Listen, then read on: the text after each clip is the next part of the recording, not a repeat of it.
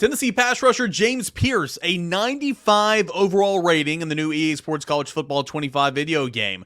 Is that about right? Well, who else around the SEC was rated higher than that of James Pearce? That and so much more. It's your Thursday Locked On Vols.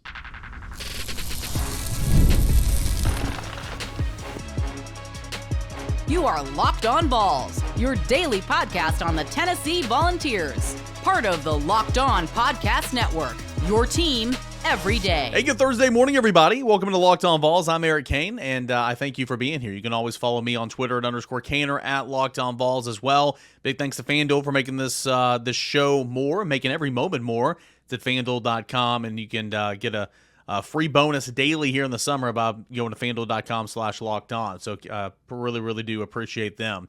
Appreciate you guys making Locked On Vols your first listen, your first watch each and every single day. Download us, watch us, listen to us, subscribe to us wherever you get your podcast, completely free. And if you're watching on YouTube and you haven't subscribed yet, please hit that little subscription button up at the top. Let's grow this show with football season right around the corner. On today's show, James Pearce, 95 overall rating on EA Sports College Football 25 video game. About expected. Who else in the SEC is higher than James Pearce? Anybody else from Tennessee ranked inside the top 100 as the video game is continuing to do its rolling release? I believe the 19th is when it officially is pre-sale orders go out, or not pre-sale, but the game's officially available. So this is kind of one of those stages, and we'll talk to James Pearce here in a matter of seconds. Tennessee baseball dominating the transfer portal, just dominating. So that's fun to watch, and we'll look at that class and some VFLs who could be added to this current roster. If you had to pick, which VFLs would you add to this current roster? Somebody asked me that question. We'll discuss that all in segment number 3. James Pearce, no shock. You know, we've kind of been talking a little bit about it as the summer's gone on, and obviously there's not so much to talk about in the summer at times. But James Pearce is now officially one of the highest rated players in all of the new college football game, College Football 25. People in my generation, super pumped up about it, thrilled about it. Name, image, and likeness. This is a beautiful time to get this video game back. And like I said, I hope to buy a console and play this video game. Maybe I'll just mooch off my friends. I don't have a whole lot of time to play these video games anymore. But nonetheless, it's exciting to see a Tennessee player being one of the best players in the game.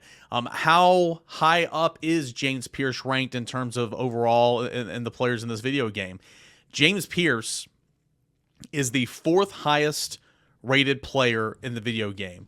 James Pearce has a rating of 95. Okay, so he comes in only behind Ollie Gordon II of Oklahoma State, Will Campbell of LSU, and Will Johnson, the cornerback of Michigan. He actually has, those three are tied at 96 overalls.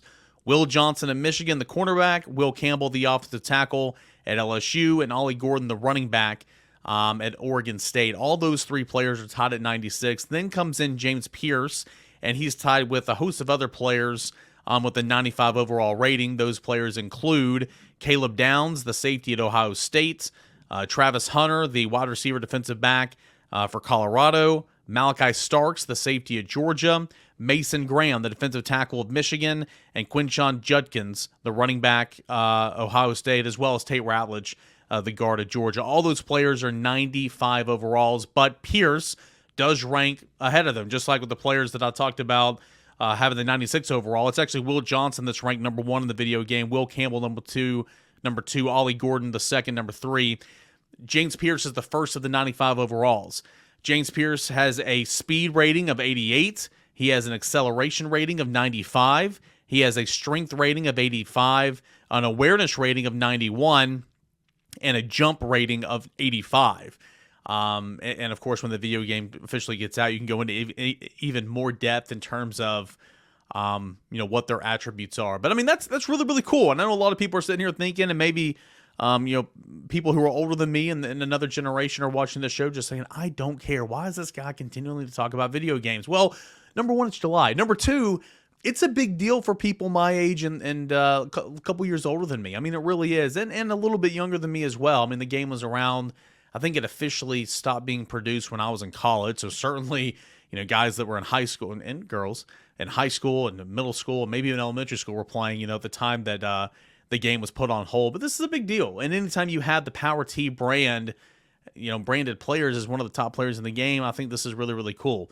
So James Pearce, the 4th highest rated player in this video game. Knew he was going to be up there. It's official here. It was official yesterday on a Wednesday. Where does that rank in the SEC, and who were some other highly rated players ranked in the SEC? Well, as we mentioned, Will Campbell, the offensive tackle from LSU, he's in front of James Pearce at 96 overall. He's the 2nd overall player ranked. James Pearce, 2nd in the SEC, 4th overall, 95 overall is the ranking. Malachi Starks, free safety. Tate Rutledge, the guard. Those guys come from Georgia.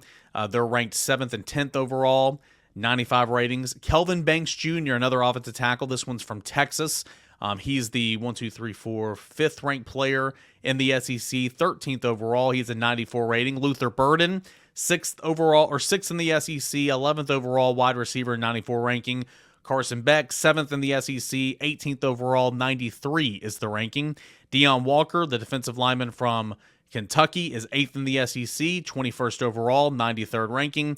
Michael Williams, the 9th player in the SEC. 3, 4, 5, 6, 7, 8, 9. Yep, 9th player in the SEC, 20th overall, 93rd ranking. Walter Nolan, hello, 10th in the SEC, 26th overall, 93 overall. And then Harold Perkins Jr., linebacker, 92 overall, 31st overall.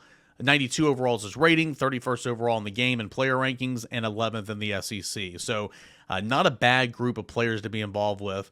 And, of course, James Pearce is one of those leaders. You look at the overall player rankings, the top 100 that EA Sports College Football 25 released on Wednesday, and there's no other Tennessee player that ranks inside the 100. And I was thinking, should there be a gripe for Cooper Mays? Should there be a gripe for? I think Cooper Mays would be the only one that you could have a legitimate argument about. Lance Hurd, once he actually plays, should be in the top 100. We'll see if one of these receivers break out. Squirrel White, I understand why he wouldn't be in the top 100 right now. Nobody else is superstar status on the defensive line outside of James Pearce. Tennessee's secondary is brand new, so that makes sense. No tight ends. Yeah, I think Cooper Mays would be the only one. And, of course, Nico. I can't believe I almost forgot about Nico. When Nico starts playing, and if he is even close to who we think that he's going to be and who we expect him to be, then he will 100% in next year's College Football 26. He will be probably one of the highest-rated SEC players, probably one of the highest-rated college football players, and he will certainly be in the top 100. But I think the gripe would be for Cooper Mays right now. Maybe Cooper Mays should have been in the top 100. I certainly think he should have been, in my opinion. Some of the other players who found out they were in the top 100, according to EA Sports College Football 25, Shedeur Sanders, the quarterback for Colorado, he is 17th overall, 93 ranking. Just some notables here. I'm not going to read them all out. Travion Henderson, who, Ohio State is loaded at running back. He is 23rd overall, 93 overall is his rating. Let's see here. Quinn Ewers, 27th player ranking, 92 is his overall rating. Mentioned Harold Park. Daniel Gabriel of Oregon now, 30th is his player ranking, 92 overall. Anybody else noteworthy here? A lot of names, a lot of names. This is really, really well done. This is pretty cool when you go down here and look at this list and see how well organized it is. Just trying to look for some more notable names that you guys might know. Jalen Milroe. Here we go. Jalen Milroe, Alabama quarterback. He is the 71st overall player ranked in this video game. He has a 90 overall ranking. Jackson Dart, 73rd overall player rankings, 90 overall ranking. Jalen Daniels of Kansas, the quarterback, 79th player ranking, 90 overall is his ranking. Nick Scorton, who is going to be considered one of the better pass rushers in the SEC, along with James Pearce, 90 overall is his ranking, 88th in terms of his player ranking. Caden Salter, you guys remember that name? Oh, yeah, one-time Tennessee commit and signee. He was dismissed the first summer Josh Heupel was here for multiple off the field situations. He is the 90th overall player in the game. 90 is his overall ranking as well. Emory Jones Jr., the tackle from LSU, another one of those tackles. That's why Lance Hurd is here. He's a top 100 player coming in at 92. He's got a 90 overall ranking. You got Oscar Delp, the tight end who's going to be taking over for Brock Bowers. 99th overall is his player ranking. 90 overall is his rating. So just some fun stuff to talk about. I know a lot of you guys don't really care about it, but this is really, really cool content. And of course, it means football season is right around the corner. Hey, when we come back, let's talk about Tennessee baseball and the transfer portal. Where are they now? What's this transfer portal class look like? And once again, we'll tell you how Tony Vitello just continues to dominate in everything he does. That's coming up next when we continue on here with the Thursday edition of Locked On Vols. Stay tuned. I love sports. I love them so much. I never want them to stop. You guys know this by now. I mean, playoffs are over, fewer games. Sports, they're not sporting the way that I want them to, but over at FanDuel, it lets me keep sports going whenever I want. All I have to do is open the app and dream up bets anytime I'm in the mood. And this summer, this is a big deal right here. FanDuel is hooking up all customers, not just new customers, not just existing customers, every customer, all customers with a boost or a bonus daily, every single day. That's right, there's something for everyone every day, all summer long. All you need to do is download the FanDuel Sportsbook app or head on over to FanDuel.com. Start making the most of your summer. FanDuel, it is America's #1 sportsbook. It's the official sports betting partner of Major League Baseball, and it's where you can make every moment more this summer with daily bonuses for every single customer. All that and more. It's over at FanDuel. It's America's #1 sportsbook. So you win a national championship. First time it's ever happened in program history. The first team national championship for Tennessee since 2009. The first championship game that you truly played in. National title game. That was Game 3 of the College World Series Finals since 2008. Big deals all around. And Tennessee fans, and certainly Tennessee baseball fans that have been on this journey for years, or maybe even every single game this season, still not off cloud nine right now after a national championship. I personally am not off cloud nine, knowing that I was there and I covered every single game for Tennessee baseball this season and in Omaha. It's something that I'll never forget. But there's no time to sit there and rest and enjoy it, right? As soon as the national championship was wrapped up late on that Monday night, June the 24th in Omaha, Nebraska, Tennessee players and coaches, they celebrated that night. They hopped on a flight the next day. They came home. They went and did the celebration, Gay Street and Market Square, the parade. I was still on my way back home. I didn't get to go and cover that, but it looked incredible. And that was it, right? Well, players went off they graduated. They went off to start their careers, something other than baseball. Other players went off to get preparations for the Major League Baseball draft, which is set for starting Sunday. It'll roll through Sunday through Tuesday. Other players, underclassmen, were going off to play summer ball. Some players were going home to rest and recover a little bit before getting back into working out this summer. Everybody was going their separate ways. Coaching staff was going to the transfer portal. And not that Tennessee didn't have an eye on the transfer portal. Not that Tennessee was not focusing on the transfer portal, because remember, it opened on June the 3rd. But there was bigger fish to fry. Tennessee was trying to win a national championship, and that, of course, was where the focus was for Tony Vitello, for this coaching staff, and everybody involved. So Tennessee did that. Tennessee had hosted a couple of players over Super Regional weekend against Evansville. Tennessee was evaluating and making phone calls, during the off days in Omaha and everything, but they were there on a business trip. And they came back with the gold, of course. But no rest for the weary. You had to get in, and you had to attack the portal in a big way, and Tennessee got straight to work. And over the course of the past 9 days, Tennessee has brought in, at this time, 5 commits via the transfer portal. The first one came in last week. It was a Jefferson County native. Go Patriots. Went from Kennesaw State his first 2 years. Now is committed to the University of Tennessee baseball program. His name is Tanner Franklin, a guy that can hit about 99 from the right side on the rubber. Big guy, 6'5", about 240 pounds or whatnot. You got that type of velo, that's something to work with. He went ahead and jumped in the boat and picked Tennessee over Vanderbilt. He was Tennessee's first commit via the transfer portal. Tennessee's second commit via the transfer portal got me and a bunch of my media friends by surprise. It was Independence Day afternoon.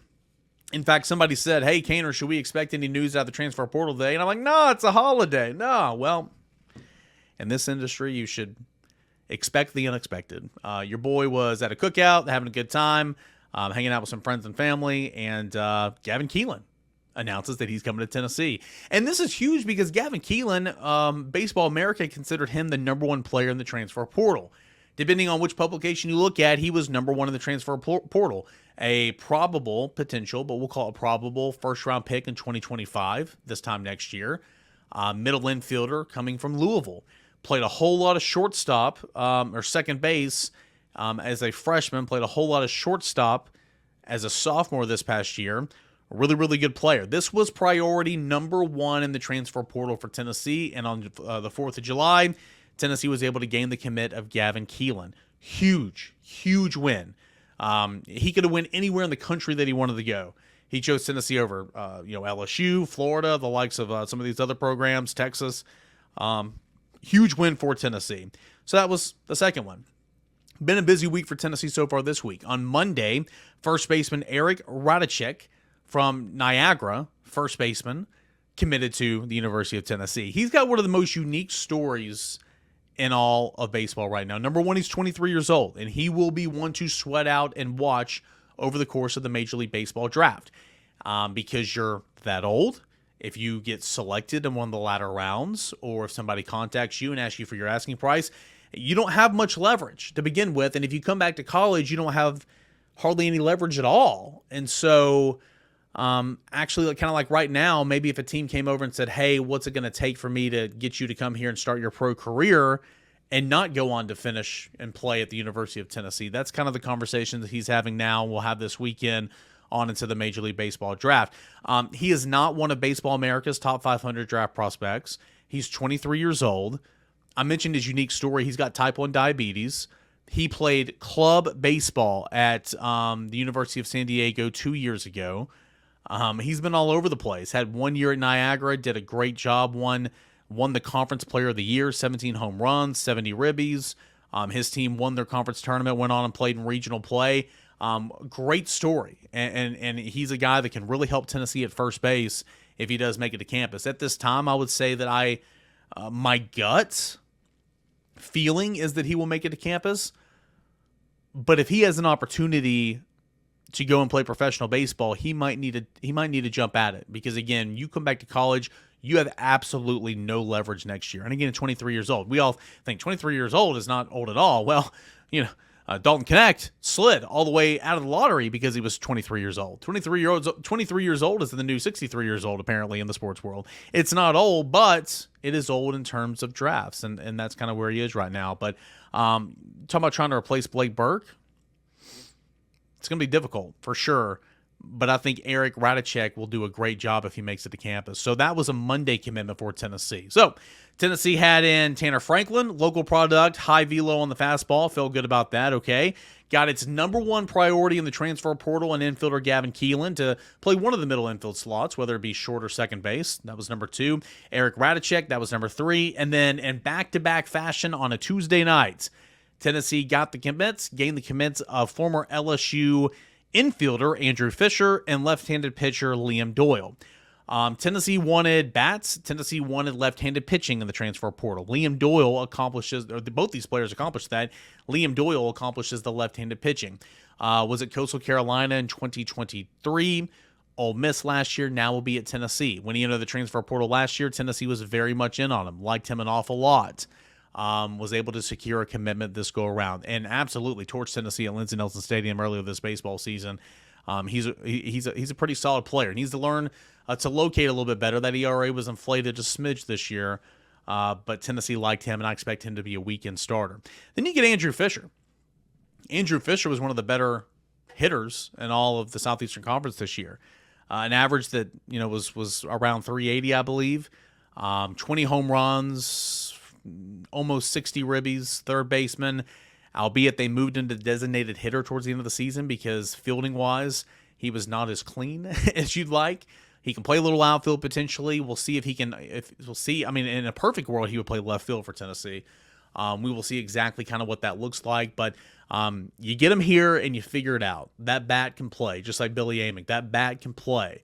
And it worked out pretty well for Billy in Tennessee last year. So, so far, Tennessee's done great in the transfer portal. 5 portal commits. Also had a junior college commit in Thomas Crabtree before they left for Omaha. Another junior college pitcher that they're in on right now started at Texas A&M, redshirt in 2023, was one of the best junior college pitchers this past year, signed to play at Texas for next year, but with the coaching change was granted a release from his national letter of intent. He's picking between Tennessee, Texas A&M, and some other schools. His name is Brandon Arvidsson, left side, can hit 97. So that's a really, really good player there. So Brandon Arvidsson, left-handed pitcher, JUCO, is a target that's still out there, as is left-handed pitcher from Florida, Cade Fischer, who is considered by many to be the top pitcher in the transfer portal. Struggled this year as a starter in Gainesville, but was a freshman All-American reliever in 2023. So he's in there. And Anthony Ianson, a right-handed pitcher from UC San Diego. He's playing for Team USA Baseball this summer as well. Those are the targets that remain out there. So I know I threw a lot of names at you and everything, but that's kind of where Tennessee is in the transfer portal. This class looks really good.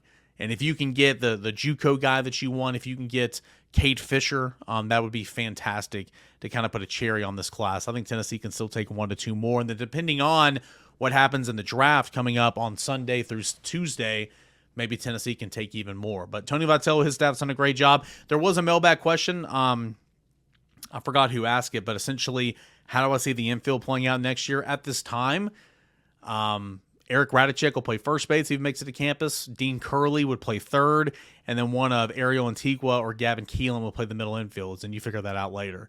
But that's kind of how I see that worked out right now. So that's a look at Tennessee in the transfer portal. As you'd expect, Tony Vitello is just straight dominating the transfer portal as he is, and we'll see how it all finishes up. And this weekend's MLB draft will certainly have a role in that as well, starting Sunday night, going through Tuesday. Hey, when we come back, if you could pick a VFL and put it on this year's roster, who would that be and at what position? It's kind of we talk about this every summer a little bit. It's one of those famous radio topics during the offseason, but it's always fun and engaging, and we're going to have a fun and engaging conversation just on that when we return right here on your Thursday edition of Locked On Vols. Stay tuned.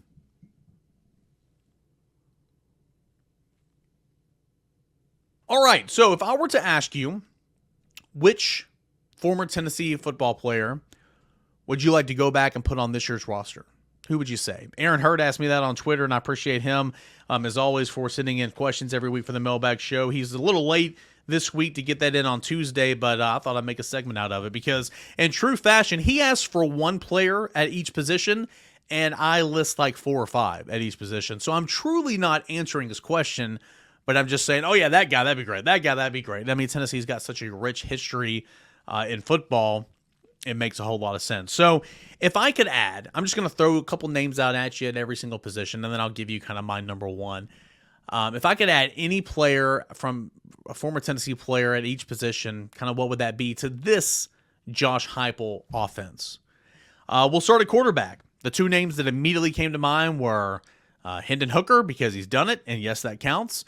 And there's a lot of these 2022 Tennessee Volunteers that are on this list. Why? Why are they on the list for me? Well, because I saw it work. I saw it actually work, and so I know that they would excel in this offense. Hendon Hooker and then Josh Dobbs. I think Josh Dobbs will do great in this offense, but give me Hendon Hooker because I saw him be one of the best quarterbacks in the country in 2022 and in 2021, and I know for a fact that he would be great. So my pick at quarterback would be Hendon Hooker. Travis Stevens, Jalen Hurd. Yes, Jalen Hurd. He was one of the best running backs in program history, and he would have held every running back record, in my opinion, if he didn't cut his Tennessee career short by 2.5 years.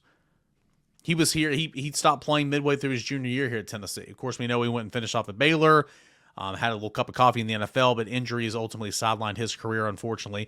But Jalen Hurd would be great in this offense, in my opinion. Montario Hardesty would be great in this offense, in my opinion. James Littleman Stewart would be great in this offense. Cedric Cedric Houston would be great in this offense, in my opinion.